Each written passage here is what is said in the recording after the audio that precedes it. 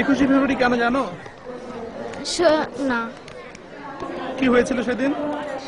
সেদিন যুদ্ধ হয়েছিল।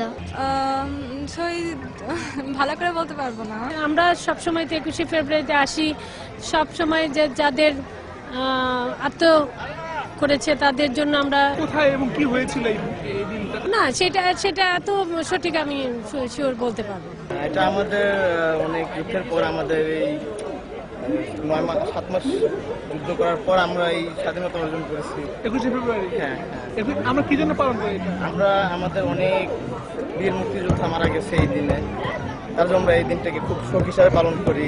21শে ফেব্রুয়ারি তো অমর শহীদের রক্তে রাঙানো। কি হয়েছিল সেদিন? সেদিন যুদ্ধ হয়েছিল জাস্ট। এখানে আমাদের এই ভাষা নিয়ে মারামারি, মানে আমাদের ভাষার জন্য আমরা যুদ্ধ করেছি। কার সাথে, কবে, কোথায়?